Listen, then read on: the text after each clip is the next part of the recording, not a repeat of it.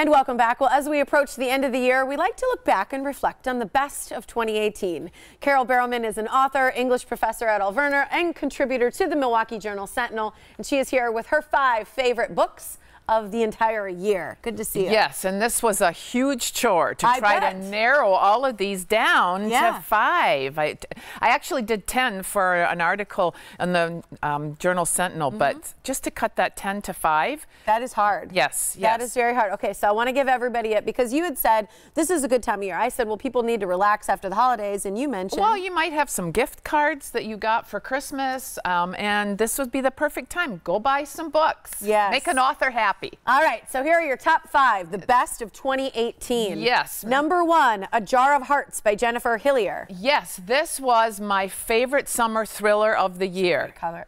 Isn't that lovely? Yeah, it's very pretty. It's super creepy, though. After you read the book and see that cover, you're like, ooh.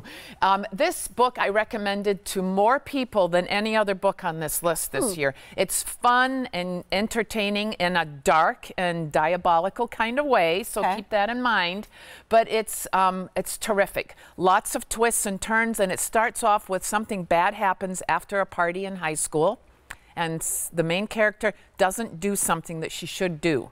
Okay. And then it unravels the lives of everybody after that. And it's told from her point of view, and you really can't trust the narrator. It's, yeah, if you're a fan of Gone Girl kinds of books, you want this book. Is this also for a teenager, since it's about after high school, or no? This is an adult If you read this with an older teenager, you will talk about this, and that could be a really good thing. Okay. Yes. All right, yes. there you go. So that one is A Jar of Hearts. Yes. The next one, number 2 on your list, is November Road by Lou Berney. Yes, this has won a number of awards, and it takes place right after Kennedy's assassination in 1963.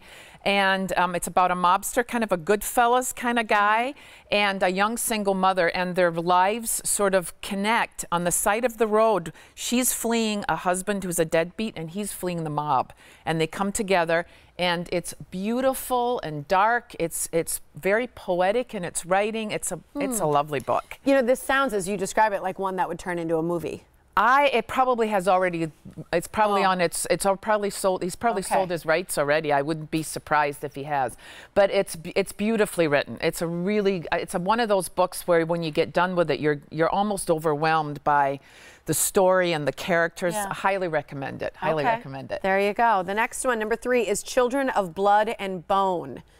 This is a fantasy book, and so it's not a straight-up mystery. It's the first in a series, and it's by Tomi Adeyemi, I believe is how you pronounce her name. She's a Nigerian American, and so it's very much influenced by her African roots and her African myths and stories.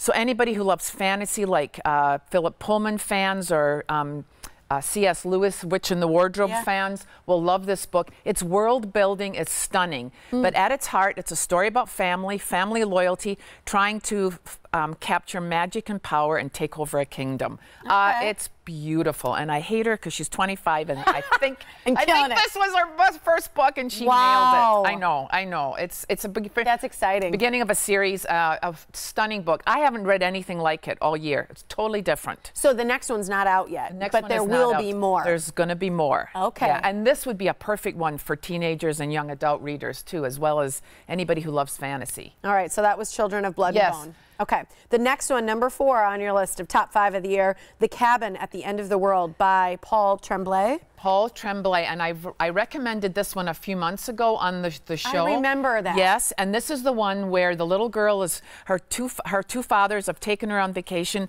and she's playing outside, and this group of people come up to her and say, just remember, none of what's about to happen is your fault. Oh gosh, that just gave me chills. Right? Like, literally the hair on my arms just stood up. And the book takes off from there, and you will not be able to put it down. Oh my gosh, that's good. Now the hair on the back of my neck. I know. That is so good. It is amazing book, and it takes. Is it scary? Yes, but not in a blood.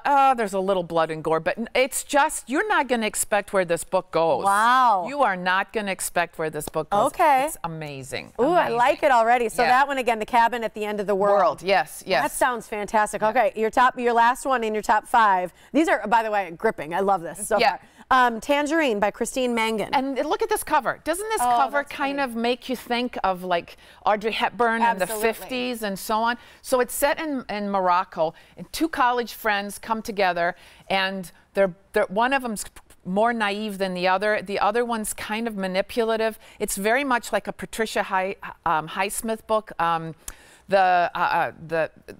In the way that she's sort of ghosting her and not ghosting her and manipulating her, and it's a story about friendship and what you know and what you don't want to know. Like, you might kind of sense something's wrong in this book. It's very sinister. Okay. But beautifully written, and I just loved it. I loved it, and the cover alone is worth buying the book for. I thought it looked a little Jackie O-esque. Yes, yes, but it's that same.